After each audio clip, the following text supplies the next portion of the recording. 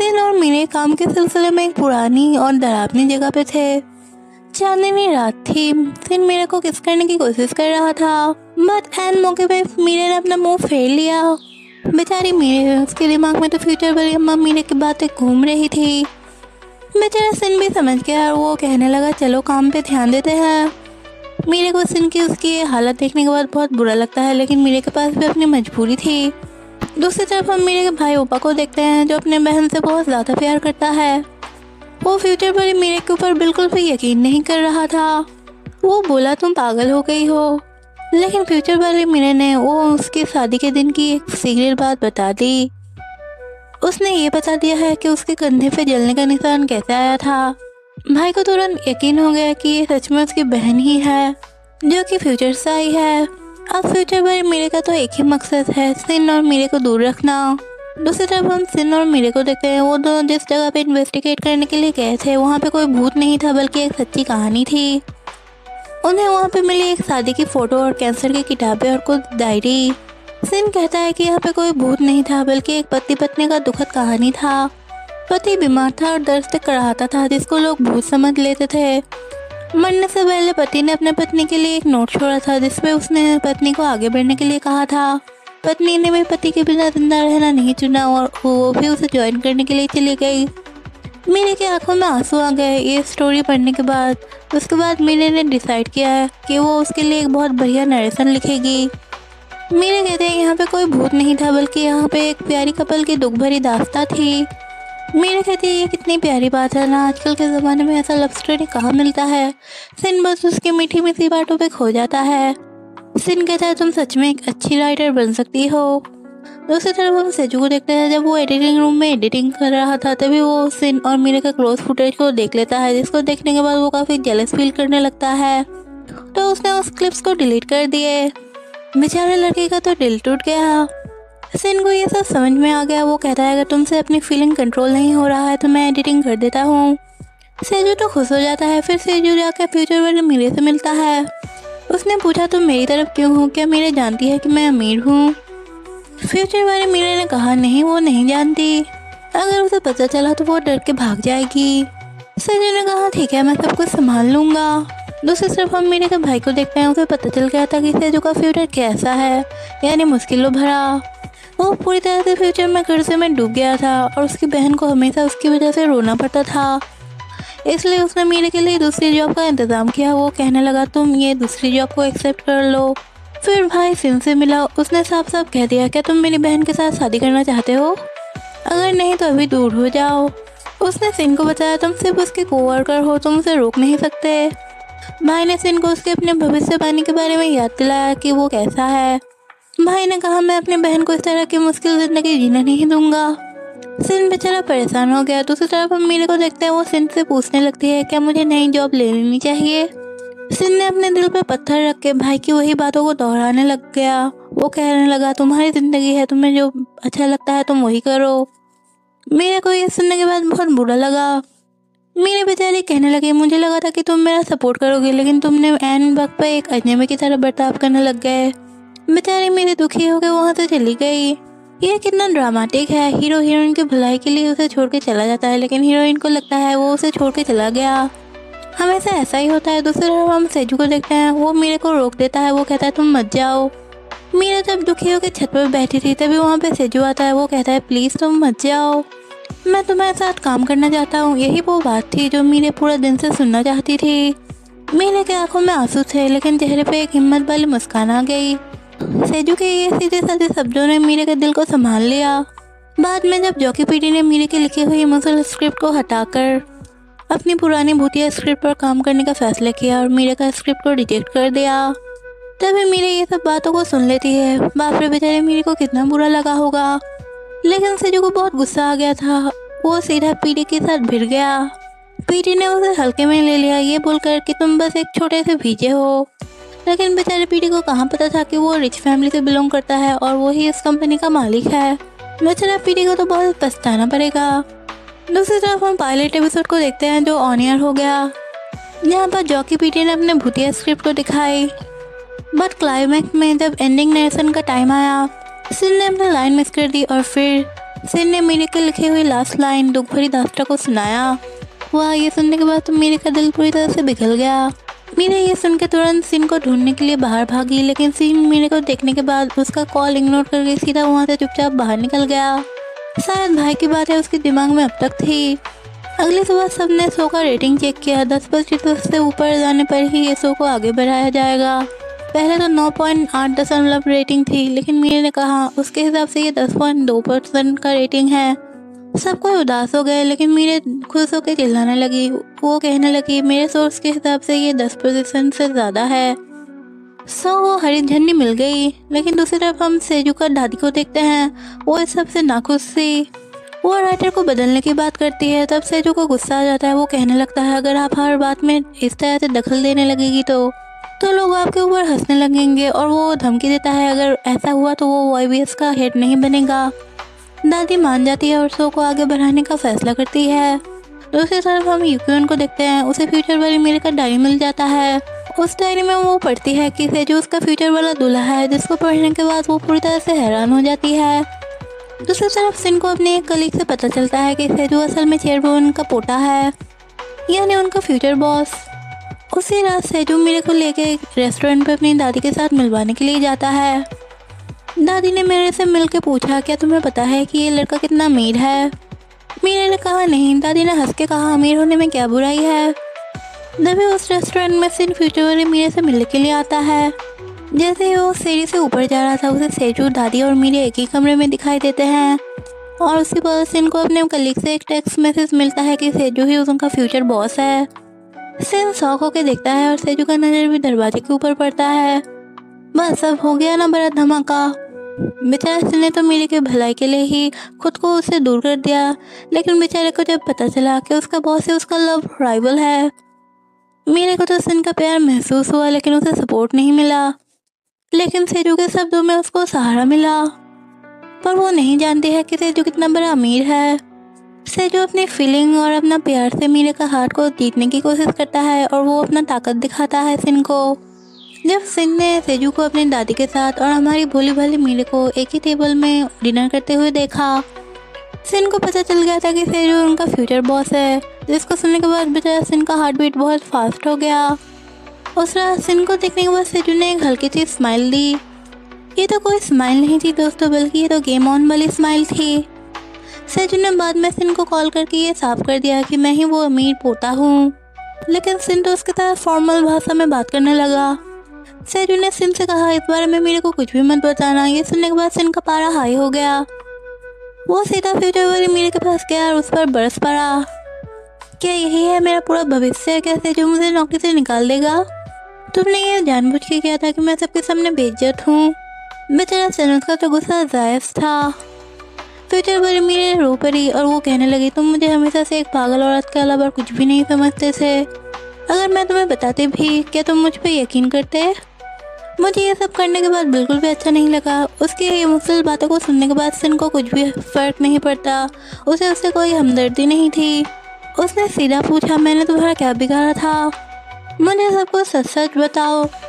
दूसरी तरफ हम डिनर टेबल का सीन देखते हैं, जहाँ पे बेचारी मीरे चुपचाप बैठी थी क्योंकि वो काफ़ी अनकंफर्टेबल फील कर रही थी। और दूसरी तरफ चेयरमैन ली, जो कि सेजू की दादी थी, वो कंटिन्यू मीरे को कह रही थी तुम्हें एक अमीरजादे से शादी कर लेना चाहिए और घर बसा लेना चाहिए। वो कहती है पैसा होगा तो सब आज़ादी मिलेगी। पर हमारी प्यारी और भोली मीरे ने दादी को हैरान कर दिया। उसने पलट के पूछा क्या आप अपनी ज़िंदगी से खुश हैं? अमीर बनना आपका सपना नहीं होगा और हर लड़की का सपना अमीर बनना नहीं है। मीरे का ये जवाब सुनने के बाद सेजू को उसके ऊपर और भी ज़्यादा प्यार आ गया। वो सच में एक अलग लड़की है। दूसरे तरफ हम सिन और मीरे को देखते हैं। सिन फ्यूचर मीरे से बार बार पूछने के बाद फ्यूचर मीरे कहती है ऐसा बहुत कुछ है जो तुम्हें याद नहीं है। फिर हम फ्लैशबैक में बहुत सारे सीन को देखते हैं जहाँ पे सिन मीरे को इग्नोर कर रहा था। मीरे घर लौटती है और सिन को उदास देखती है। और सबसे बड़ा फ्लैशबैक एक कार क्रैश की आवाज़। सिन उस तरफ भागता है और मीरे सदमे में गिर जाती है। ओह माय गॉड, ये तो साफ हो गया कि सिन और मीरे की ज़िंदगी में एक बहुत बड़ी दुर्घटना हुई थी जिसने सब बदल दिया। ऐसा क्या हुआ होगा? और हमें ये नहीं पता चलता है कि फ्यूचर वाली मीरे आखिर क्यों इतना घबराई हुई है। सिन जाने से पहले फ्यूचर मीरे से बोलने लगता है तुम जो कुछ भी कर रहे हो तुम्हें इसका नतीजा भुगतना पड़ेगा। मुझे अकेला छोड़ दो। लेकिन फ्यूचर वाली मीरे कहने लगी, इस बार तुम सेजू से नहीं जीत पाओगे, चुपचाप सब कुछ सह लो। सिन ने कहा, ये फैसला मैं खुद करूँगा। दूसरी तरफ हम यूक्योन को देखते हैं। वो फ्यूचर वाली मीरे का डायरी पढ़ रही थी। उसे लगा कि उसका फ्यूचर वाला दूल्हा उसे छीना जा रहा है। फ्यूचर वाली मीरे ने कहा कि ये सब फिक्सन है, लेकिन यूक्योन को इसकी बातों पर यकीन नहीं हुआ। युवान ने बाद में हमारी मीरे का डायरी देखा और दोनों में अंतर पाया। उसने देखा उस डायरी में उसी दिन कार एक्सीडेंट से बचने का जिक्र था जिस दिन युवान का डायरी में एक्सीडेंट हुआ था। उसने ये सब जानने के बाद उस हैंडराइटिंग का फोटो क्लिक करके एक प्रोफेसर को भेजा ताकि हैंडराइटिंग और कागज की उम्र का वो पता लगा पाए। दूसरी तरफ मीरा अपने पहचान गोल को लेकर परेशान थी। उसे पता नहीं था कि उसे किस तरह का राइटर बनना है। फिर उसने एक न्यूज़ देखी, नकली शराब की बिक्री। मीरा ने एक खतरनाक आइडिया के बारे में सोचा, एक छिपी हुई कैमरे की मदद से घोटाले के अंदर जाके उसे बेनकाब करना। और फिर हम मीरे को देखते हैं, वो मीटिंग में अपना टोपी को हटाती है, जिसको देखने के बाद सब कोई हैरान हो जाते हैं। मीरे ने अपने बालों को छोटे करवा लिए थे। मीरे का ये न्यू क्यूट लुक देखने के बाद दोनों लड़के का दिल में घंटियां बजना स्टार्ट हो गया। दोनों लड़के की नज़र तो मीरे के चेहरे से हट ही नहीं रही थी। मीरे शर्माते हुए कहती है, जब हम कुछ बड़ा करने के बारे में सोचते हैं तब मुझे लगता है कि हमें पहले अपना बालों को कटवाना चाहिए। मीरा का प्लान सुनने के बाद भाई और सेजू दोनों ही इस मिशन से डर गए। सेजू कहने लगा, अगर तुम पकड़ी जाओगी तो क्या होगा। मीरे का भाई मीरे को खींचते हुए बाहर ले गया और वो पूछने लगा, क्या तुम्हें पता है कि तुम क्या करने जा रही हो, तुम्हारा लक्ष्य क्या है। तभी सेजू बीच में आ जाता है। उसने कहा, मैं भी मीरे के साथ मिलकर उस क्लब में अंडरकवर होके काम करूँगा ताकि मैं उसके ऊपर नज़र रख सकूँ। और उसने भाई को ये भी बताया कि उसको मार्शल आर्ट भी आती है। ओह, क्या कमाल का प्लान है। मीरा का भाई तो तुरंत मान गया। ये सुनने के बाद मीरा का भाई खुशी होकर सेजू से गले लग जाता है। और दूसरे हम सीन को देखते हैं। बेचारा सीन उदास होकर ये सब देख रहा था। वो मीरे को रोकने आया था लेकिन फिर से लेट हो गया। दूसरी तरफ हम सेजू और मीरे को देखते हैं। वो हिडन कैमरा से शूटिंग करने की प्रैक्टिस कर रहे थे। सेजू मीरे को बहुत प्यार से कैमरा चलाना सिखा रहा था। रात को मीरे घर के बाहर इंतजार कर रही थी। वो सोच रही थी कि सिन ने उसे एक बार भी कॉल क्यों नहीं किया। तभी कैमरा पलटा और दूसरी तरफ हम सिन को देखते हैं। वो कार में बैठ के मीरे को वेट कर रहा था। अरे ये लड़का भी कैसा है, इतना प्राइवेसी वो कहाँ से लाता है। सिन मन ही मन सोच रहा था, अच्छा हुआ कि सेजू उसका ध्यान रख रहा है। दूसरी तरफ हम फ्यूचर मीरे को देखते हैं। चेयरमैन ली ने उसको ढूंढ निकाला और वो कहने लगी, तुम जहाँ कहीं भी रहो तुम्हें मेरे अंडर काम करना पड़ेगा, नहीं तो मैं तुम्हारी महंगी मेडिकल ट्रीटमेंट का जिम्मेदारी नहीं लूँगी। लगता है फ्यूचर वाले मीरे को एक गंभीर बीमारी है। बेचारी फ्यूचर मीरे वहाँ से दुखी होकर निकली और अपनी पुरानी यादों वाली गली के सामने से चली गई। उसे याद आया कि वो और सिन एक साथ कैसे खुश थे। उनकी खुशहाल यादों को देखने के बाद मुझे तो बहुत बुरा लगा। वो एक बार में जाती है और उदास होकर वहीं पे बैठी रहती है। तभी वहाँ पे वो काला सूट वाला टकला आदमी वहाँ पे आता है जो फ्यूचर मीरे का जासूसी कर रहा था। दरवाजे में खड़ा होकर उसे देख रहा था, शायद उसे भी उसके लिए बुरा लग रहा था। तभी वहाँ पे यूक्योन भी आ जाती है। वो उस बूढ़े टकले आदमी से पूछने लगती है, तुम कौन हो और कहाँ से आई हो। वो उसे छेड़ने लगती है।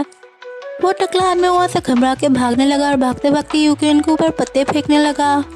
ये सीन तो सच में बहुत मज़ेदार था। भागते भागते थकने के बाद वो टकला आदमी अपने बॉस को कॉल करता है। वो कहता है, इस जनरेशन के लोग सच में बहुत ज़्यादा खतरनाक है। लो जी, फ्यूचर के जासूस भी डरते हैं। दूसरी तरफ युवान को प्रोफेसर का कॉल आया। उसे ये पता चला कि दोनों हैंडराइटिंग सेम है। यूक्योन सीधा सेजू के पास गई और सब कुछ बता दिया और सच में ये भी बताया पुरानी डायरी का कागज़ 25 साल पुराना है। युवान ने डरते डरते कहा, उस डायरी में ये भी लिखा है कि मैं और तुम हम दोनों एक साथ शादी करेंगे। ये सुनने के बाद सेजू जोर से हंसने लगा। बेचारी युवान का तो दिल टूट गया होगा। सेजू ने कहा, ये सब बस एक इत्तेफाक है। दूसरी तरफ हम टीम मीटिंग को देखते हैं। टीम को एक अवार्ड मिला और सबको मिलके सेलिब्रेट कर रहे थे। फिर सब लोग मिलके ओवरनाइट नाइट कैंप के लिए एक बस पे निकले। सिन अपनी कार में अकेले पीछे पीछे जा रहा था। कितना दुखी है बेचारा। उसके बाद हम मीरे को देखते हैं। वो लकड़ी काट रही थी और सिन मीरे को लकड़ी काटते हुए देखता है और वो उसे अंडरकवर मिशन छोड़ने के लिए कहता है। वो कहता है, ये बहुत खतरनाक है। मीरे कहती है, मैंने अब ये सीख लिया है कि मुझे क्या करना है। मीरे कहती है, इस दुनिया में बहुत सारी मीरे हैं। एक कॉल सेंटर में काम करती है, एक भाई के कहने में शादी करती है और एक हार मान जाती है। लेकिन मुझे खुद के ऊपर गर्व है, कम से कम मैंने खुद का अपना करियर तो चूज़ किया। वो सिन से कहती है, मैं ऐसे ही जीना चाहती हूँ, जो मैं करना चाहती हूँ, जिसे मैं पसंद करती हूँ और मेरा दिल मुझे जो करने के लिए कहता है मैं वही चुनूँगी। वो सिन से कहती है कि तुम मुझसे नफरत नहीं करते हो तो तुम्हें और भी हिम्मत दिखानी चाहिए। दूसरी तरफ हम युवान को देखते हैं, वो सेजू की हर बात मान रही थी। लेकिन जब सेजू ने मीरे को बुलाने के लिए युवान को एक मैसेंजर बनाया तब युवान का सब्र टूट गया। बेचारी युवान रोते हुए सेजू के सामने कहने लगी, तुम मेरे क्रश हो और तुम चाहते हो कि मैं तुम्हारे लिए तुम्हारी प्रेमिका को बुलाऊं। मैं तुम्हें पसंद करती हूँ, तुम्हें पता भी है कि मैं कितना दुखी हूँ। और वो वहाँ से नाराज़ होकर चली गई। हमें किसी के लिए इतना भी नहीं झुकना चाहिए कि हम खुद को ही खो दें। दूसरी तरफ हम नाइट का सीन देखते हैं। रात को बोनफायर के सामने सब कोई बैठे थे, सब एक दूसरे को कही बातों को याद कर रहे थे। सिन मीरे की कही हुई बातों को याद करता है कि उसे हिम्मत दिखानी चाहिए। तभी भाई ने सबको कुछ बोलने के लिए कहा। सिन खड़ा हुआ और हिम्मत जुटाया और सिन सीधा सेजू और मीरे की आंखों की तरफ देखते हुए कहने लगा, मैं मीरे को पसंद करता हूँ। फिर उसने सीधा मीरे की तरफ देखा और वो उससे पूछने लगा, तुम्हें कैसा महसूस होता है। सिन ने आखिरकार अपने दिल की बात मीरे के सामने कह दी और हमें ये देखना है कि मीरे, जिसका दिल पहले से ही टूटा था सिन की बेरुखी की वजह से, वो इस सीधे सवाल का क्या जवाब देगी। लेकिन जैसा हमेशा होता है, जब आप कोई ज़रूरी बात कहने की कोशिश करते हो तो लोग हमेशा उसे मजाक समझ लेते हैं। जैसे बेचारा सिन ने अपना लव कन्फेस किया तभी ओपा और टीम के बाकी मेंबर मिलकर उसका मजाक उड़ाने लगे और कहने लगे, हाँ मैं भी मीरे को बहुत पसंद करता हूँ। यह कह के सबको मजाक में कूद पड़े। बेचारा सिन का तो सच्चा कबूलनामा मजाक बन के रह गया। मीरे को बहुत बुरा लगा और बेचारी वो वहाँ से उठ के चली गई। सिन भागा उसके पीछे और मीरे रोते हुए बोली, मुझे तुम्हारी बातों में कहीं भी ईमानदारी नजर नहीं आई। सिन ने मीरे को समझाने की बहुत कोशिश की लेकिन मीरे का दिल बिल्कुल टूट गया था। पास ही सेजू और यूकन बैठे थे। सेजू ने यूकन से माफ़ी मांगी। वो कहने लगा, मुझे पता नहीं था कि तुम मुझे प्यार करती हो, मैं सच में तुम्हारी फीलिंग के बारे में नहीं जानता था। यूकन कहने लगती है, मैंने तुम्हें इसलिए पसंद नहीं किया क्योंकि तुम अमीर हो, बल्कि मैंने तुम्हें इसलिए पसंद किया क्योंकि तुम हमेशा मेरे साथ रहते थे, तुम हमेशा मुश्किल वक्त में मेरा सपोर्ट करते थे। बेचारी उनका तो प्यार सच में सच्चा था। दूसरी तरफ हम मीरे को देखते हैं। वो राइटर बे के पास आती है। राइटर बे उसे समझाती है, अगर तुम सिन को पसंद नहीं हो तो तुम उसे कब का मना कर देती, लेकिन तुम अब तक रो रही हो, इसका मतलब तुम भी उसे पसंद करती हो। उसने मीरे को हौसला दिया। वो कहने लगी, तुम अपनी अंडर कवर मिशन में सक्सेस हो गया, तुम अपनी आशा को ज़रूर ढूंढ पाओगी। और बस ये सुनने के बाद हमारी मीरे चल पड़ी अपने मिशन पर। उसने नकली शराब वाले नाइट क्लब के अड्डे पे काम करना शुरू कर दिया। उसे वहाँ पे देहाती लाइजाक बनाए रखना पड़ रहा था। सोचो जरा, मीरे इतनी सीधी सादी और ये सब। सेजू भी वहाँ पे चेक करने के लिए आया तो मीरे ने पूछा, टीम कैसी है। सेजू ने जानबूझ के ताना खसते हुए कहा, सिन और बाकी सब कुछ ठीक है। दूसरी तरफ हम सिन को देखते हैं। वो मीरे का पता लगाने के लिए ओपा से पूछता है। ओपा को तो फ्यूचर बारे मीरे का पता था, इसलिए वो सिन को मीरे से दूर रखने के लिए बीमार होने का नाटक कर रहा था। ओपा ने मीरे को सिन से दूर रखने के लिए मीरे को छुपा के रखा था। भाइयों का ड्रामा भी गजब होता है। लेकिन राइटर बे ने सिन को सब कुछ बता दिया कि मीरे कहाँ पे मिलेगी। उन्होंने कहा कि सिन का रोमांस करने का तरीका उन्हें उनका पति का याद दिलाता है। वो साफ साफ कहना चाहती थी कि तुम एक बहुत बड़े अनाड़ी हो। उसके बाद हम सिन को देखते हैं। वो क्लब के बाहर मीरे का इंतजार करने लगा। तभी वहाँ पे सेजू आ गया। सिन ने सेजू से पूछा, तुम अपनी अमीरी के बारे में सबको कब बताओगे और तुम मुझे नौकरी से कब निकलवाओगे। सेजू हंसते हुए कहा, क्या तुम मुझे सच में इतना घटिया समझते हो। सिन कहने लगा, मैं तुम्हें बहुत खतरनाक इंसान समझता हूँ। सेजू कहने लगा, तुम अभी भी कंपनी के लिए बहुत ज़रूरी हो। लेकिन सेजू का बोलने का ढंग ऐसा था जैसे कि वो कोई सामान हो, कोई कर्मचारी नहीं। दूसरी तरफ हम मीरे को देखते हैं। वो क्लब के आंटी को पटा के अपनी चचेरी बहन का झूठ कायम रखा, लेकिन मुझे लग रहा था कि ये मिशन तो फ्लॉप होने वाला है।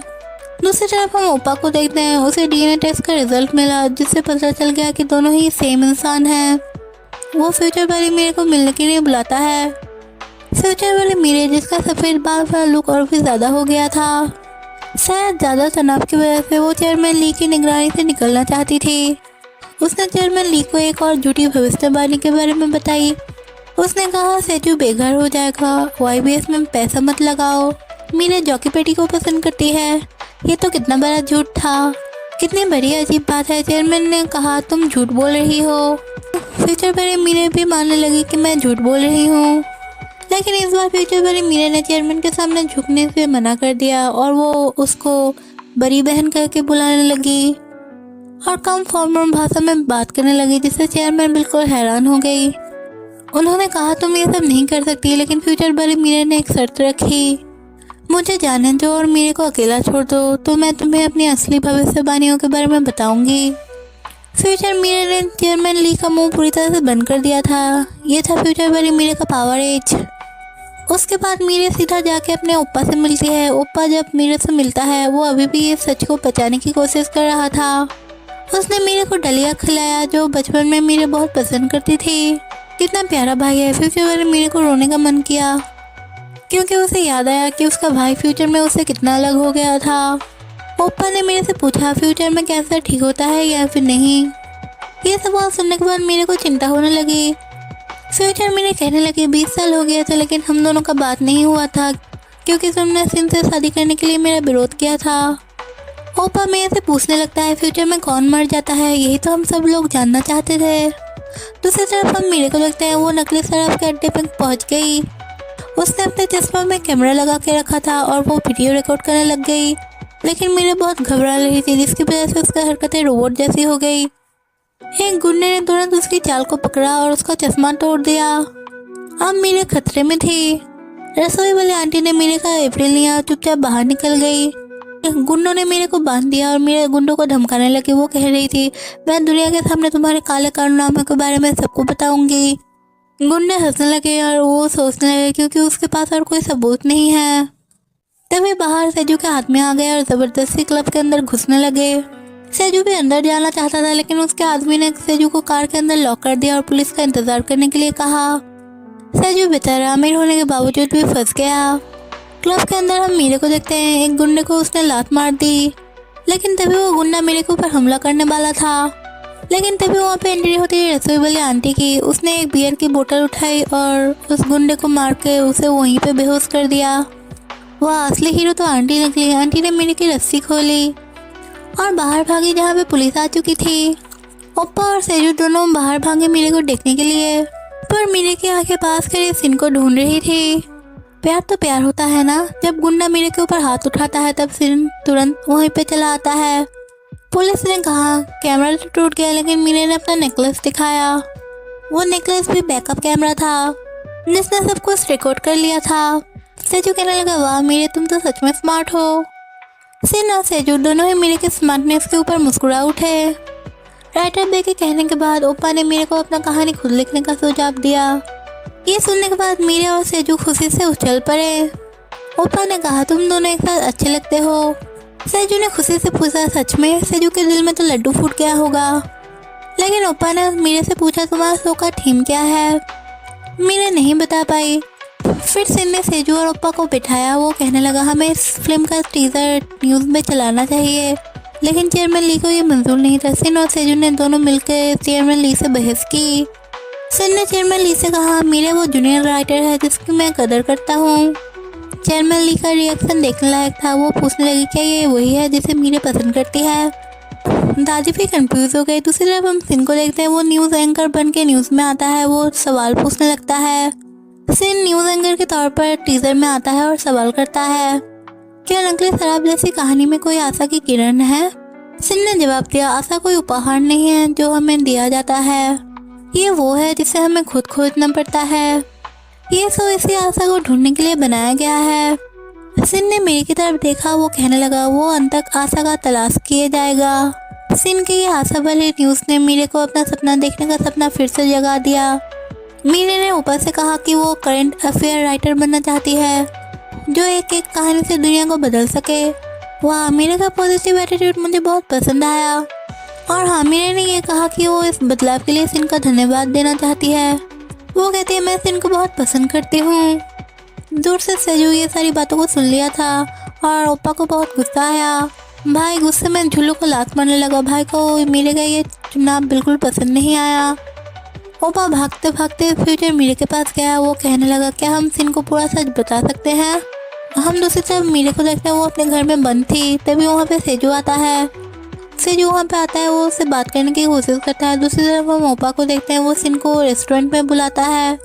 ओप्पा ने सिन से कहा कि वो मीरे को वहाँ पे लेके आया है और तभी वहाँ पे एंट्री होती है हमारी फ्यूचर मीरे की। सिन बहुत ज़्यादा कंफ्यूज था। ऊपर ने अपने डीएनए टेस्ट का रिजल्ट वहीं पे फेंक दिया और वो उसके सामने से चला गया। फ्यूचर वाली मीरे सिन के सामने आंसू भरी आंखों से कहने लगती है, तुम मीरे से दूर रहो। अगर तुम मीरे से शादी करोगे और तुम्हारा एक बच्चा होगा जिसका नाम है गॉन, जिससे मैंने सबसे ज़्यादा प्यार किया, वो हमारा बेटा है। और फिर वो उसे रोते हुए कही, तुम्हें मेरे ऊपर विश्वास करना होगा क्योंकि मैं वही नाम मेरे हूँ जिससे तुमने शादी की थी। दोस्तों, हमें आखिरकार वो सच पता चल गया जिसका हमें काफ़ी देर से इंतज़ार था। फ्यूचर वाली मीरे अपने बेटे को बचाने के लिए वापस आई है। उनके बेटे गॉन की मौत हो गई थी। वो रोने लगती है, वो कहने लगती है, तुमसे शादी करने की वजह से ही मेरा बेटा मारा गया। बेचारा सिन को कितना बुरा लगा जब उसे पता चला कि उसका बेटा उसकी वजह से ही मारा गया। ये जानने के बाद सिन क्या अब मेरे से दूर हो जाएगा या फिर वो ये कहेगा कि हर मुश्किल में मैं तुम्हारे साथ दूंगा। बेचारा सिन का तो आंखें फटी रह गई जब सिन को पता चला कि मेरे उसकी पत्नी है। और जब उसे डीएनए रिपोर्ट के बारे में पता चला, बेचारा का तो हालत बहुत ख़राब हो गया था। फ्यूचर मेरे सिन को बताने लगती है, तुम ज़्यादा पैसे और एंकरमैन की पोस्ट के लिए दूसरा चैनल को ज्वाइन किए थे, लेकिन तुम्हारी ये ज़िद्दी आदत की वजह से तुमने वो नौकरी भी छोड़ दी और तुम्हारे ऊपर कर्ज का पहाड़ टूट पड़ा। सिन ने उससे पूछा, क्या तुम्हारा मतलब उसी बर्बादी से था जिसके बारे में तुमने मुझे बताया था? फ्यूचर वाले मीरे ने सिर हिलाया, लेकिन फिर उसने एक इमोशनल वाली बात कही, पर हम फिर भी खुश थे। फ्लैशबैक में हम उन दोनों का खुशहाल ज़िंदगी को देखते हैं जहाँ पे वो दोनों और उनके बेटे थे, वो तीनों मिलकर खुशहाल परिवार की तरह रह रहे थे। गॉन बिल्कुल अपने पापा की तरह तेज था और वो जल्दी बोलना सीख गया था। और फिर वक्त बदला, पैसों की तंगी की वजह से लड़ाई झगड़े स्टार्ट हो गए। सिन जो कभी एक बड़ा एंकर था, अब छोटी मोटी एक लोकल शो करने लगा। फ्यूचर वाली मेरे को ये सबसे सख्त नफरत थी। जिस रात एक्सीडेंट हुआ था उस रात भी वो दोनों के बीच में काफ़ी बड़ी बहस हो रही थी। बहस इतनी बढ़ गई थी कि सिन ने देखा कि उसका बेटा गॉन उनसे दूर चला गया है, लेकिन फिर भी सिन ने उसे रोका नहीं। फ्यूचर मेरे रोते रोते कहने लगी, लेकिन मैंने भी मेरे बेटे को नहीं रोका। मेरे को बहुत रिग्रेट हो रहा था। मैंने नहीं एक्सेप्ट किया कि वो सारा दोष सिन के ऊपर डालना चाहती थी, लेकिन उसने भी अपने बेटे को दूर जाते हुए देखा था। उन दोनों की लड़ाई अपने बच्चे की जिंदा से ज़्यादा जरूरी हो गई थी। फ्यूचर वाले मीरे ने रोते हुए माफ़ी मांगी कि उसने कैसे ये सब होने दिया। सिन का चेहरा एकदम सफ़ेद पड़ गया। वो उसे सांत्वना देने के लिए हाथ उठाता है, लेकिन उसका हाथ हवा में ही रुक जाता है। उस सच का बोझ सच में बहुत ज़्यादा भारी था।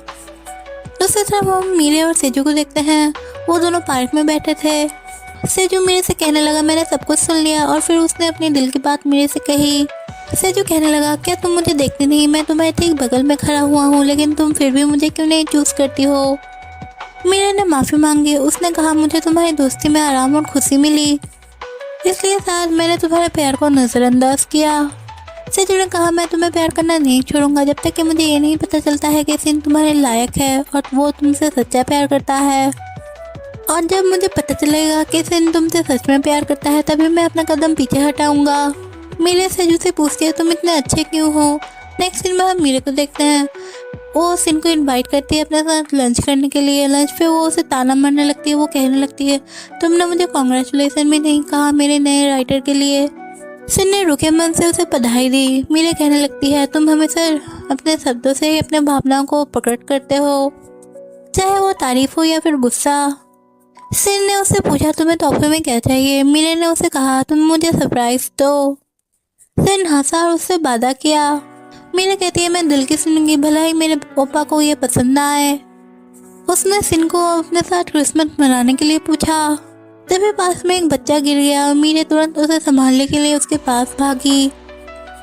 मीरे के ये व्यवहार देखने के बाद सिन को फ्यूचर वाली मीरे की कही हुई बात याद आ गई, कैसे फ्यूचर वाली मीरे उसके सामने रो रही थी। तभी सिन के पास दूसरे वाले चैनल से नौकरी के लिए ऑफर आया, ठीक वैसे ही जैसे फ्यूचर मीरे ने उसे मना किया था।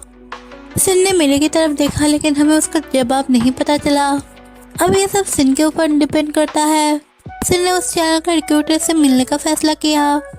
रिक्रूटर ने बिल्कुल वही सेम ऑफर उसे दिया फ्यूचर मीरे ने जिसे वो ऑफर एक्सेप्ट करने के लिए मना किया था।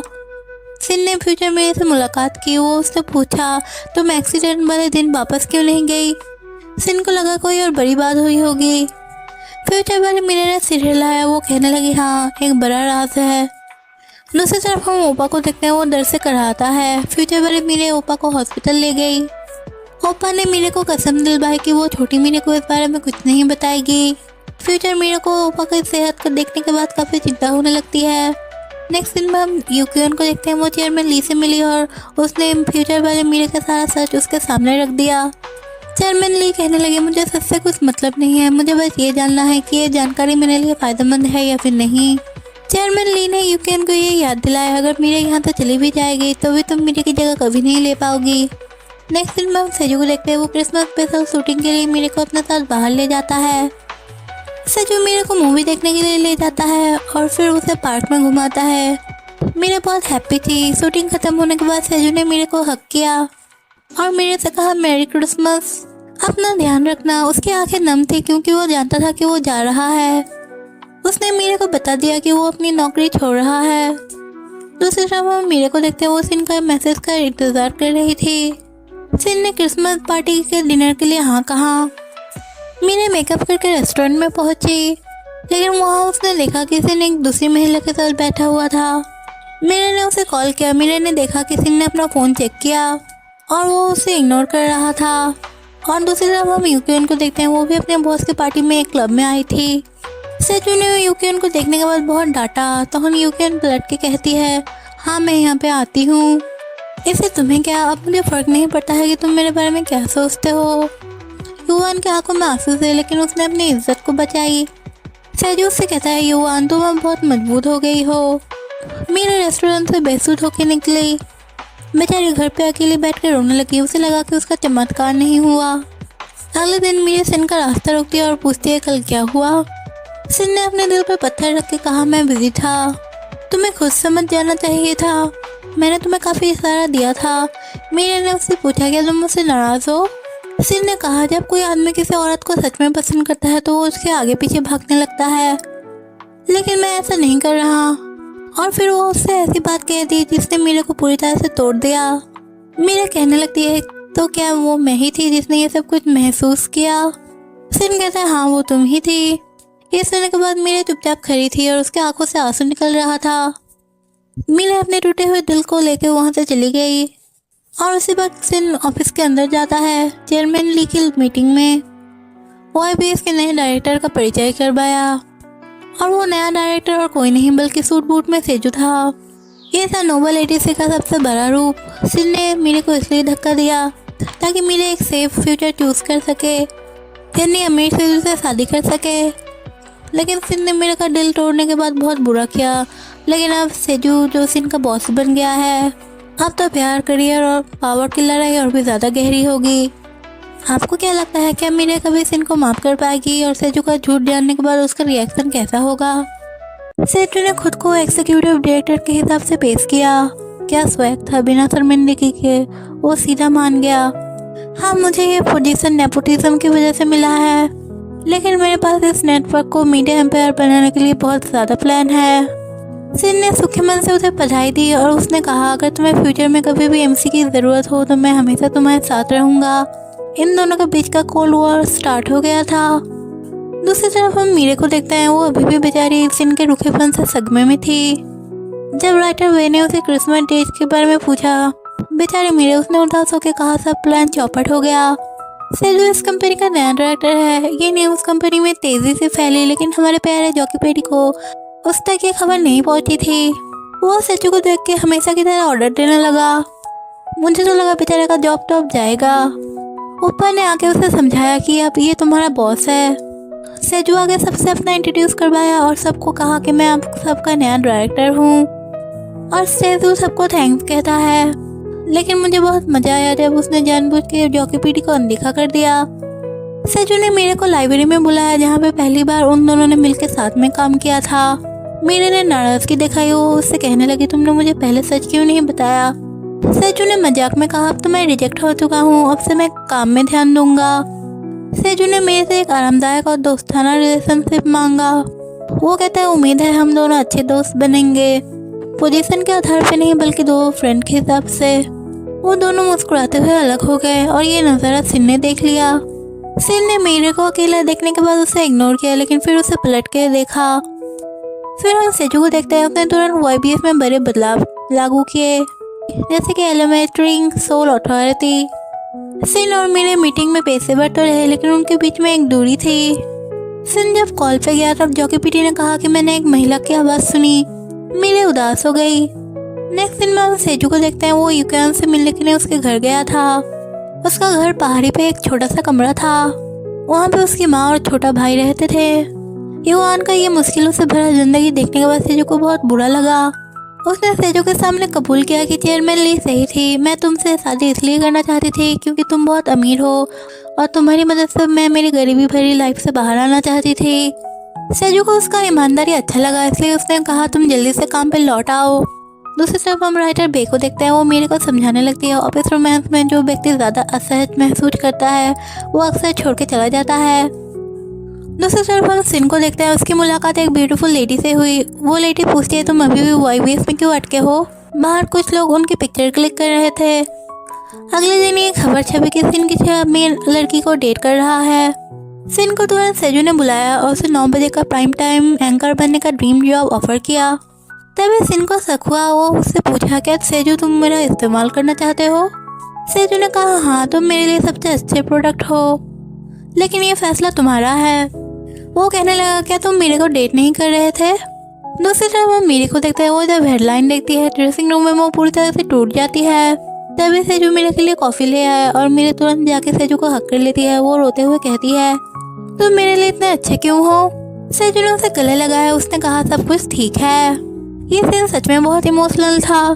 नेक्स्ट सीन में हम फ्यूचर मीरे को देखते हैं। चेयरमैन ली ने फ्यूचर मीरे को बुलाया और फिर उसे धोखेबाज कहा, पर फ्यूचर मीरे ने बिना डरे सब कुछ एक्सेप्ट कर लिया और वो कहने लगी आपके पास टाइम बहुत कम है। फ्यूचर बड़ी मीरे ने चेयरमैन को एक बड़ी भविष्यवाणी बताई, युआन सेजू से शादी करके अंत में आपकी पूरी कंपनी में कब्जा कर लेगी। ये सुनने के बाद चेयरमैन ली घबरा गई। फ्यूचर बड़ी मीरे ने चेयरमैन ली से कहा अगर आप यूक्यान को अपना संपत्ति नहीं देना चाहती तो आपका पोते से मेरी बेटी का शादी करवा दीजिए। फ्यूचर बड़ी मीरे तो सच में मास्टरमाइंड है। दूसरी तरफ हम सेजू को देखते हैं, उसने मीरे का हाथ पकड़ा। वो कहने लगा मीरे तुम वो हो जिसकी मुझे बहुत ज़रूरत है। ये कन्फेशन बहुत सिंपल और सच्चा था। दूसरी तरफ हम सिन को देखते हैं, युआन उसके पास मिलने के लिए आई थी। युआन सिन से कहती है तुम ये दूसरा वाला जॉब को एक्सेप्ट मत करो, अगर तुम इसको एक्सेप्ट करोगे तो तुम्हारी फ्यूचर बर्बाद हो जाएगी। जैसा कि फ्यूचर मीरे ने कहा था तुम्हारी ज़िंदगी बिल्कुल बर्बाद हो जाएगी और फ्यूचर मीरे की भविष्यवाणी सच हो जाएगी। सिन ने तुरंत जवाब दिया नहीं, अब सब कुछ अलग होगा क्योंकि मीरे अब मेरे साथ नहीं है। सिन ने मेरे को दूर ढकेल दिया ताकि वो खुद को बर्बादी से बचा सके। उसके बाद हम युआन को देखते हैं, वो सीधा जाके फ्यूचर मीरे से मिलती है। वो कहने लगी तुम अपनी खुशी के लिए दूसरों की ज़िंदगी को क्यों बर्बाद कर रही हो। क्या कोई अभी खुश है। तुम मेरे प्यार को मुझसे छीन रही हो, तुम्हें शर्म नहीं आती। युआन कहने लगी अगर मैं तुम्हारी जगह होती तो इतना स्वार्थी नहीं होती। युआन ने वो बात कही थी जो हम सब सुनना चाहते थे। नेक्स्ट दिन में हम फ्यूचर बड़ी मीरे को देखते हैं। उसे बहुत बड़ा रिलीफ मिला क्योंकि उसका भाई का तबीयत ठीक हो गया था। ओपा ने मजाक में कहा ये सब तुम्हारी वजह से हुआ है क्योंकि तुम फ्यूचर से आई हो जिसकी वजह से मेरी जान बच गई। मैं तुम्हारा आभारी हूँ। फ्यूचर बड़ी मीरे रो पड़ी। आखिरकार किसी ने उसे थैंक यू कहा। दूसरी तरफ हम मीरे को देखते हैं। मीरे को सच पता चल गया। राइटर बे के जाने के बाद ओपा ने मीरे को मेन राइटर का जिम्मेदारी दिया। मीरे तुरंत हाँ कह देती है। दूसरी तरफ हम सिन को देखते हैं, वो सेजू के पास जाता है। वो कहने लगता है क्या तुम मुझे मीरे से दूर रखने के लिए एंकरमैन का जॉब दे रहे हो।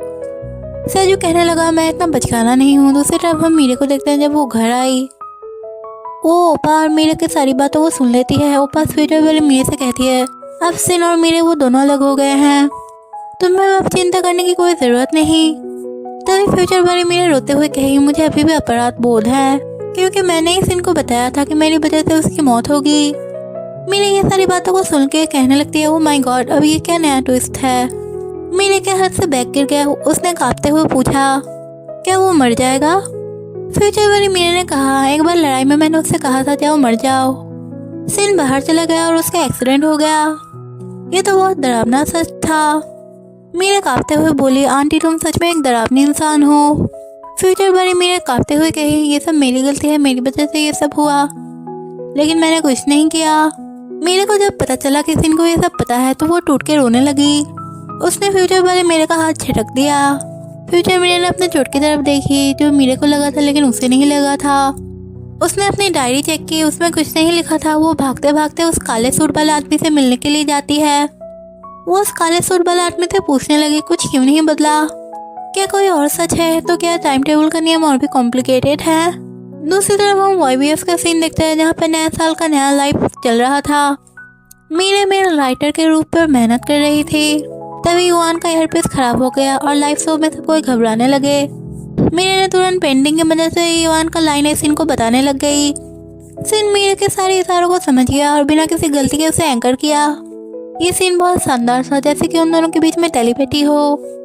शो सक्सेसफुल रहा। सेजू ने मीरे को आके बधाई दी और कुछ कहने के लिए अपने जेब पे हाथ रखा।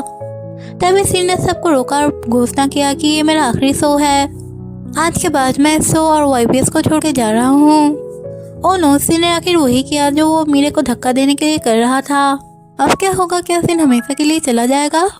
क्या मीरे को उसका त्याग समझ में आएगा? सीन ने जब लाइव शो के बाद अपने जॉब क्विट करने के बारे में बताया तो मीरे भागी भागी उसके पीछे गई। उसने उससे पूछा, क्या तुम मेरे कारण जा रहे हो? उसने सख्त होकर मना कर दिया, लेकिन उसे हैरानी हुई कि फ्यूचर बारे मीरे ने उसे बता दिया था कि उसकी वजह से उसकी मौत हो गई। उसने उसको संभाला और कहने लगा, मैं अपनी सफलता के लिए वहाँ पे जा रहा हूँ। मीरे ने उससे पूछा, क्या तुम उस सुंदर एग्जीक्यूटिव से इसलिए मिले थे? सीन ने नजरें नहीं मिलाई। मीरे समझ गई। उसने कहा, ठीक है, ये हम दोनों के लिए अच्छा फैसला है। सीन ने अपने होठ को दबाते हुए कहा, धन्यवाद मेरे अतीत पे आने के लिए, और तुमने मेरी बर्बादी को रोका, इसके लिए बहुत बहुत शुक्रिया। तुम्हारी वजह से अब मैं बिल्कुल एक अलग जिंदगी जी सकता हूँ। तुम सेजू के साथ खुश रहना, मैं सच में यही चाहता हूँ। मेरे पूछते हो, सीन तुम ये सब क्यों कर रहे हो? वो चला गया और बाहर जाके एक खंबे से टिक के खड़ा रहा। उससे वो एग्जीक्यूटिव मिली जिसने उसे आराम करने के लिए कहा। सीन ने कहा, पहली बार उसे शहर की रोशनियां तारों जैसी खूबसूरत लग रही है। इसका मतलब उसे अब फाइनली आज़ादी मिल गई है, लेकिन उसके साथ उसे अकेलापन भी महसूस होने लग गया। दूसरी तरफ हम मीरे को देखते हैं। वो वापस खाली सेट पे आई, जहाँ पे सेजू अभी भी उसके लिए इंतजार कर रहा था। उसने मीरे को गुलाब दिया और उसकी पहली सफलता के लिए उसे बधाई दी। अगली शाम उदास मीरे को सेजू ने ड्रिंक के लिए बुलाया। मीरे रोते हुए बोली, नहीं, मैंने ये सब नहीं किया। मैं अब क्या करूँगी? वो सीन को चोट पहुँचाने के अपराध बोध से जूझ रही थी। उसका दिल दुख रहा था। सेजू ने चुपचाप उसे अपना हैंकरचिप दिया। मीरे कहने लगी, सेजू तुम ही हो मेरे प्यारे कंधे। दूसरी तरफ हम फ्यूचर वाली मीरे को देखते हैं। उसने काले सूट वाले आदमी से और समय मांगा। पता चला कि इस आदमी का काम है टाइम ट्रेवलर्स को फ्यूचर में वापस भेजना। ये कम खतरनाक है, लेकिन उतना ही डरावना है। फ्यूचर वाली मीरे ने ओपा के लिए इस लड़की ढूंढने के लिए एक डेटिंग एजेंसी पे पहुंची। उसने एक अच्छी और खाना बनाने वाली लड़की को ढूंढने के लिए कहा। वो ओपा से कहने लगी, जब सर्जरी के बाद वो चली जाएगी तो उसका ध्यान कौन रखेगा? ओपा ने कहा, यह बस एक छोटी सी सर्जरी है, तुम चिंता मत करो। लेकिन फ्यूचर मीरा को ओपा की सेहत को लेकर बहुत चिंता हो रही थी। तभी फ्यूचर मीरा के पास मीरा आती है। वो कहने लगती है, जब तुम मेरे फ्यूचर में आ गई तो फ्यूचर में तुम और सिन हम दोनों अजनबी की तरह रह रहे होंगे, है ना? क्योंकि तुमने मेरा फ्यूचर बदल दिया। तुम्हारा काम तो हो गया, तो तुम वापस क्यों नहीं जाती? फ्यूचर वाली मीरा ने कहा, उसे खुद नहीं पता कि क्या होगा। मीरा ने पूछा, क्या कोई और टाइम ट्रेवलर फ्यूचर में वापस नहीं गया? फ्यूचर मेरे से कहने लगे, मीरा तुम सच में बहुत स्मार्ट हो। दूसरी तरफ हम कंपनी का सीन देखते हैं, जहाँ पे रूमर्स फैल गए कि मीरे को सेजू के कनेक्शन की वजह से ये पोस्ट मिला है। राइटर ने मीरे को बताया कि लोग तुम्हारे बारे में ऐसा सोचते हैं, जिसे सुनने के बाद मीरे को बुरा लगा। और सेजू भी अपने स्टाफ के साथ मीटिंग में परेशान था। वो लोग उनके बड़े बदलावों के बारे में नहीं समझ पा रहे थे। तभी यूक्योन उसके ऑफिस में आई। वो कहने लगी, सिर्फ बातें करने से बदलाव नहीं होता, तुम्हें अधिकार का प्रयोग करना पड़ेगा। तुम अगर ऑफिस का कोई काम सही से नहीं कर पाओगे तो तुम बस एक छोटे राजकुमार बन के रह जाओगे। सेजू युवांग से कहता है, तुम सही कह रही हो। दूसरी तरफ हम मीरे को देखते हैं। सेजू का मन बहुत उदास था, इसलिए उसने मीरे को अपने घर आने के लिए कहा। मीरे सेजू को अपने घर ले आई। फ्यूचर वाली मीरे हैरान थे। उसने मीरे को एक साइड में लेके फुसफुसाते हुए उसके ऊपर गुस्सा किया। वो उससे कहने लगी, तुम्हें मुझे पहले बता देना चाहिए था। लेकिन उसने फिर बहुत सारा खाना बना लिया। वो कहने लगी, मैंने कुछ ज़्यादा नहीं बनाया है। ये होती है एशियन माओं का प्यार। ओपा ने फ्यूचर वाली मीरे की बहुत तारीफ की। सेजू को थोड़ा अजीब लगा। ओपा कंटिन्यूसली मीरे और फ्यूचर वाली मीरे की ही तारीफ किए जा रहा था। बेचारा सेजू वहाँ पे चुपचाप बैठा था। माहौल काफ़ी ऑकवर्ड हो गया था, लेकिन सेजू ने ज़्यादा ध्यान नहीं दिया। हम मीरे को देखते हैं। वो सेजू को अपने कमरे में ले आती है। मीरे ने सेजू को अपने कमरे में बताया कि वो जल्दी ही अपना नौकरी बदल रही है। सेजू ने कहा कि मैं समझता हूँ, मैं चाहता हूँ कि तुम खुश रहो। सेजू मीरे के बिस्तर पे लेट गया। वो कहने लगा तुम्हारा कमरा कितना छोटा और आरामदायक है। उसे यहाँ आने के बाद शांति मिली। वो सो गया और मीरे ने प्यार से उसे चादर उड़ा दी। ओह ये प्यार नहीं तो क्या है। बाहर ओप्पा और फ्यूचर वाले मीरे ने टीवी चला के चुपचाप मीरे के कमरे की तरफ घूरे जा रहे थे। उन दोनों बेचारे के दिल की धड़कनें तेज हो गई थी। एक जवान लड़की और एक जवान लड़का कमरे के अंदर अकेले हैं और कमरा बंद है। ये सीन काफी फनी था। बाद में हम ओप्पा को देखते हैं। वो सिन से मिलता है। सिन ने मजाक से ओप्पा से पूछा आप नौकरी क्यों नहीं छोड़ रहे हैं, आपको कोई रखना नहीं चाहेगा। ओप्पा ने हंस के कहा तुमने सही कहा, जब किसी को कैंसर होता है उसे कौन रखेगा। ये सुनने के बाद सिन सदमे में आ गया। ओप्पा ने कहा पिछली बार जब उसे कैंसर हुआ था उसने मेरे से झूठ कहा था कि वो यूरोप घूमने जा रहा है। ओप्पा ने सिन का मजाक उड़ाया। वो उसने कहने लगा तुम इतना चिंतित क्यों हो रहे हो, इन दोनों का रिश्ता सच में अजीब है लेकिन सच्चा है। फिर हम फ्यूचर वाली मीरे को देखते हैं। वो सिन को बुलाती है। उसने कहा मैं जल्दी वापस फ्यूचर जा रही हूँ। उसने सिन को चेतावनी दी कि तुम दूसरे चैनल का कॉन्ट्रैक्ट साइन मत करना क्योंकि इसकी वजह से तुम कर्ज में डूब जाओगे। सिन कहने लगा मैं अब बदल गया हूँ। फ्यूचर वाली मीरे कहने लगी तुम्हारा और हमारा कहानी का भले ही भला ना रहा हो लेकिन तुम एक अच्छे इंसान थे। उसने माना कि शायद वो खुद तुम्हारे साथ शादी नहीं करना चाहती थी। दूसरी तरफ हम मीरे को देखते हैं। वो घर आके ओप्पा को और मीरे को मैचिंग बैग दिए। फ्यूचर वाले मीरे ने मीरे से कहा कि मेरे जाने के बाद ओप्पा का ध्यान रखना। दूसरी तरफ हम सिन को देखते हैं। उसने दूसरे चैनल का कॉन्ट्रैक्ट को देखा। उसका एक कंडीशन था अगर वो जल्दी कॉन्ट्रैक्ट तोड़ेगा तो उसे दुगनी फीस देनी पड़ेगी। उसे कर्ट्स वाली बात याद आई। सिन एंकर मैन वाले सीट पे बैठा था तभी वाइस प्रेसिडेंट वहाँ पे अंदर आई। सिन ने कॉन्ट्रैक्ट साइन कर दिया। सिन ने तो वही किया फ्यूचर मीरे जिसे करने के लिए मना कर रही थी। दूसरी तरफ हम सेजू को देखते हैं। वो एक पार्टी में एनटीएम का वाइस प्रेसिडेंट मिला। वो दोनों काफी क्लोज लग रहे थे। क्या कोई नया गठबंधन बन रहा था। दूसरी तरफ हम मीरे को देखते हैं। वो सेजू को फ्यूचर वाले मीरे और सिन का मुलाकात का कहानी सुनाने लगती है। वो कहती है वो रात को जेजू आइलैंड पे चली गई थी अकेले लेकिन एक अजनबी आदमी ने उसकी जान बचाई लेकिन उसे पता नहीं था कि वो कौन था। सेजू ने मुस्कुराते हुए कहा वो यहाँ पे है तुम्हारे ठीक सामने। सेजू ही मीरे का लाइफ सेवर था। उसी वक्त फ्यूचर वाले मीरे काले सूट वाले आदमी के साथ लिफ्ट में थी। उसने मीरे को आखिरी बार कॉल किया। वो कहने लगी मुझे तुम दोनों को मिलाने के बाद कोई रिग्रेट फील नहीं हो रहा है। मैं चाहती हूँ कि तुम सेजू के साथ खुश रहो। फ्यूचर वाले मीरे ने काले सूट वाले आदमी से पूछा कुछ क्यों नहीं बदला। वो काले सूट वाला आदमी घबराते हुए कहा तुमने जब यहाँ पे कदम रखा तो तुम दूसरे यूनिवर्स में पहुँच गई जिसे हम पैरेलल यूनिवर्स कहते हैं। इसका मतलब है कि तुमने जो भी काम किया इस दुनिया में वो सब बेकार थे। फ्यूचर वाले मीरे ने ये सुनने के बाद गुस्से में अपनी डायरी फेंक दी और वहाँ से भाग निकली। उसी वक्त सेजू ने अपनी छोटी उंगली पिंकी फिंगर से एक अंगूठी निकाली। वो शायद वेडिंग रिंग था लेकिन वो बहुत छोटा था।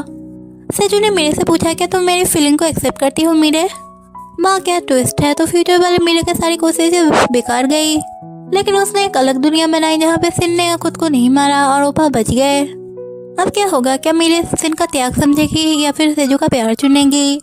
सेजू ने मीरे के सामने खुद को उसका लाइफ सेवर के रूप से प्रकट किया। याद है जब जेजू द्वीप में मीरे डूबने वाली थी तब सेजू ने उसे वहाँ पे बचाया था। उसने कहा वो पहले एक साधारण आदमी के तौर पे उसके सामने आना चाहता था। इतना कहकर सेजू ने अपना रिंग को मीरे की उंगली में पहना दिया और उसे पीछे से हक कर लिया। ये थोड़ा जल्दबाजी में हुआ लेकिन ये थोड़ा रोमांटिक था। दूसरी तरफ हम सिन को देखते हैं। वो नया चैनल में अपना काम शुरू कर दिया था। उसे एक शानदार ऑफिस मिला। सिन की मुलाकात एनटीएन का चेयरमैन से हुआ। चेयरमैन ने सिन से कहा मैं अपनी बेटी का शादी तुम्हारे साथ करवाना चाहता हूँ। सिन तो सीधा अमीर दामाद बनने की कोशिश कर रहा था। सिन ने कहा मेरा बैकग्राउंड तो बिल्कुल सिंपल है। चेयरमैन ने कहा मुझे एक फ्रेश फेस की ज़रूरत है जो ये दिखा सके कि हम आम लोगों के लिए भी खुले विचार वाले एक रिच फैमिली है। यानी सिन को एक चैरिटी केस की तरह इस्तेमाल किया जा रहा था। सिन को ये बात बिल्कुल भी अच्छी नहीं लगी। दूसरी तरफ हम सेजू को देखते हैं। काम को लेकर उसे काफ़ी प्रॉब्लम का फेस करना पड़ रहा था। वो चेयरमैन ली से मदद मांगने के लिए गया। दादी की नज़र मीरे की उंगली पर पहनी हुई अंगूठी के ऊपर पड़ी जो कि एक कपल रिंग था। दादी कहने लगी मैं तुम्हारी मदद करूंगी लेकिन तुम्हें मेरी पसंद की लड़की से शादी करना पड़ेगा। सेजू ने साफ कह दिया दादी शादी तो मैं मीरे से ही करूंगा। माँ सेजू ने सच में मीरे के लिए स्टैंड लिया। दूसरी तरफ हम फ्यूचर वाले मीरे को देखते हैं। वो ऊपर से कहने लगी मैं वापस फ्यूचर जा सकती थी लेकिन मुझे पता चला कि मेरे फ्यूचर में कुछ भी नहीं बदला और मैं और मीरे अब दो अलग इंसान हैं। ओप्पा को पैरेलल यूनिवर्स का कंफ्यूजन समझ में आ गया। मतलब बहुत सारी यूनिवर्स है और मीरे जो फैसला ले रही है वो फ्यूचर वाले मीरे का फ्यूचर को बिल्कुल भी नहीं बदलेगा। फ्यूचर वाले मीरे घबरा गए, लेकिन ओपा ने कहा अब ये सच हम मीरे को नहीं बताएंगे, यानी राज अब राज ही रहेगा। दूसरी तरफ हम मीरे को देखते हैं, वो अपने काम को लेकर काफ़ी बिजी थी। उसके पास दादी आती है, वो उसे अपने पास बुलाती है। दादी की नज़र मीरे के अंगूठी के ऊपर पड़ती है। वो सीधा कहती है काम छोड़ो और सेजू से शादी कर लो। मीरे अनकंफर्टेबल फील करने लगे क्योंकि सगाई के बारे में वो सेजू से बात नहीं की थी और वो अपना नौकरी भी नहीं छोड़ना चाहती थी, लेकिन चेयरमैन उसे कंटिन्यू दबाव पर दबाव दिए जा रही थी। बाद में हमें ये पता चला कि दादी ये सब जानबूझ के ड्रामा कर रही थी। ये सब सिर्फ मीरे को डराने के लिए था ताकि वो सेजू को छोड़ दे। मीरे ने सेजू से सगाई के अफवाहों के बारे में बात की। सेजू को लगा ये बुरा आइडिया नहीं है, इसलिए वो मीरे से कहने लगा मुझे लगता है हम दोनों को अब सच में एंगेजमेंट कर लेना चाहिए। मीरे तुम अगर अंगूठी पहनोगी तो अफवाहें तो उड़ेंगी ही। हम मीरे को देखते हैं वो लिफ्ट में युवांग से मिली। यूकेन की नजर मीरे के अंगूठी की तरफ पड़ती है और बिना किसी नफरत में वो बोलने लगती है जिस दिन जेटू जीप में तुम कार एक्सीडेंट की वजह से सेजू के साथ थी और उसी दिन मैं भी सिन के साथ कार एक्सीडेंट में हॉस्पिटल में थी। युवान ने कहा अगर सब कुछ प्लान के हिसाब से होता तो मैं सेजू से मिलती। ये सोचने के बाद मीरे हैरान हो गई। वो सोचने लगी कि फ्यूचर वाले मीरे ने क्या क्या बदला है। उसके बाद हम सेजू को देखते हैं, वो मीरे को एक फैंसी पार्टी पे ले जाता है। मीरे को लगा कि बोरिंग बातें होगी, लेकिन वो काफ़ी एक्साइटेड थी। वहाँ पे यूकेन भी आई थी, वो अपने साथ सिन को भी ले आई थी। और ये तो सच में सबसे ऑकवर्ड मुलाकात थी। सेजू ने जानबूझ के सिन को चलाने के लिए मीरे को अपना गर्लफ्रेंड बताया और मीरे का हाथ में अंगूठी भी दिखाई। वो शो अप करने लगा, देखो हमारी कपल रिंग। थोड़ी देर बाद मीरे और सिन छत पे मिले। सिन ने मीरे को सगाई के लिए बधाई दी। मीरे ने रिंग से खेलना शुरू कर दिया। मीरे ने पूछा क्या तुम क्रिसमस ईद में यूकेन से मिले थे? सिन ने हाँ कर दिया, लेकिन अपने रिश्ते के बारे में कुछ भी साफ साफ नहीं बताया। मीरे ने मान लिया कि तुम दोनों डेटिंग कर रहे हो, तुम लोग साथ में अच्छे लगते हो। मीरे के जाने के बाद सिन ने अपने आंसू रोकने के लिए अपने आंखों को ढक लिया। हम सभी अच्छे से जानते हैं कि वो अब भी मीरे से प्यार करता है, लेकिन वो इसे बचाने के लिए सब कुछ त्याग कर रहा है। दूसरी तरफ हम ओप्पा को देखते हैं, उसे सर्जरी के लिए अस्पताल पे जाना था। फ्यूचर वाले मीरे घबरा रही थी। ओप्पा जब अस्पताल पहुंचा, वो कमरे में सिन को देखने के बाद हैरान रह गया। मुझे ये सीन देखने के बाद काफ़ी हंसी आ गई क्योंकि वो सीन काफ़ी फनी था। सिन ने ओप्पा का ध्यान रखने के लिए छुट्टी ली थी। ओप्पा सिन से पूछता है सिन तुम इतने अच्छे क्यों हो? सिन ने ओप्पा से फ्यूचर वाले मीरे के बारे में पूछा। ओप्पा ने बताया कि फ्यूचर में उन दोनों का रिश्ते खत्म हो गए थे। दूसरी तरफ हम मीरे को देखते हैं, वो काम कर रही थी, तभी उसे पता चला कि ओप्पा को कैंसर है। वो अस्पताल में एडमिट है। वो कोई वेकेशन में नहीं गया है। वो टूट गई और भाग के फ्यूचर वाले मीरे को कॉल किया। हॉस्पिटल में सिन को पैरेलल यूनिवर्स के बारे में पता चल गया। सिन ने मीरे से कहा भले ही फ्यूचर बदल जाए, लेकिन मैंने मीरे को तो दर्द दिया है, वो नहीं बदलेगा। उसने फ्यूचर वाले मीरे से कहा ये सच मीरे को मत बताना। सिन को लगा कि सेजू ही मेरे को खुश रख सकता है। तभी मीरा हॉस्पिटल पहुंचती है और ओप्पा का बेड पे रोने लगती है। ओप्पा उसे डांटने लगे और कहने लगे मैं रिकवरी में हूँ, मुझे आराम करने की ज़रूरत है। मीरा ने फ्यूचर वाले मीरे से पूछा ओप्पा की बीमारी के बारे में तुमने मुझे पहले क्यों नहीं बताया? फ्यूचर वाले मीरे ने सच कहा कि उसे भी यहीं पे आके पता चला। दूसरी तरफ हम युवान को देखते हैं, एक पार्टी पे उसे पीटी की बुरी आदतों के ऊपर गुस्सा आया। उसने हिम्मत करके पीटी को शिष्टाचार सिखाया और मुस्कुराते हुए वहाँ से बाहर चली आई। युवान तो अब स्ट्रॉन्ग बन रही है। युवान से जिसे कहती है वो रिपोर्टर की पढ़ाई जारी रखने के लिए अब्रॉड जा रही है। ये युवान के लिए एक नया शुरुआत था। दूसरी तरफ हम एंटियन का सीन को देखते हैं, जहाँ पे सीन को बहुत सारे रिपोर्टर मिलकर घेर लिए थे और एक खतरनाक स्टोरी कवर करने के लिए बोला जा रहा था। वो कंपनी एंटियन चेयरमैन के रिश्तेदार थे। मीरे को उस घोटाले के बारे में पता चला। उसे लगा ये वही खतरा है जिसे फ्यूचर वाले मीरे ने उसे बचाने की कोशिश की थी। मीरे एंटियन गई और उसे चेतावनी दी अगर तुम ये स्टोरी को कवर करते हो तो तुम्हें निकाल दिया जाएगा। सिन गुस्से में बोला क्या तुम मुझे सिद्धांतों से समझौता करने बोल रही हो? मेरे मामलों में दखल मत दो। सिन ने काफ़ी कठोर शब्द बोले। दूसरी तरफ हम फ्यूचर वाले मीरे को देखते हैं, उसके पास एक पार्सल आया। जब वो पार्सल खोली उस पार्सल के अंदर से एक काला सूट वाला आदमी निकल आया। उसने फ्यूचर वाले मीरे को जबरदस्ती पकड़ा और फ्यूचर वाले मीरे ने चीखना शुरू कर दिया। तभी उस आदमी ने कहा कि किम सिन जिंदा है। फ्यूचर मीरे चिल्ला के उठी क्या? उसे ये शौक बिल्कुल भी बर्दाश्त नहीं हुआ। वो बेहोश हो गई। जब मीरे घर वापस आती है वो देखती है फ्यूचर मीरे के सामने दो काले सूट वाले आदमी खड़े थे। उन्होंने मीरे को बताया कि फ्यूचर वाले मीरे इस यूनिवर्स में खतरे में हैं और तुम दोनों दो अलग मीरे हो। दूसरी तरफ हम सिन को देखते हैं, उसके पास दो स्क्रिप्ट थी, एक आसान और एक सच वाली। उसे फैसला लेना था कि वो कौन सी पढ़ेगा। उसी वक्त सेजू ने अंगूठी निकाल के मीरे से पूछा क्या तुम मेरी फीलिंग को एक्सेप्ट करोगी? सिन के सामने उसका करियर और उसका सिद्धांत है और मीरे के सामने उसका प्यार और करियर है।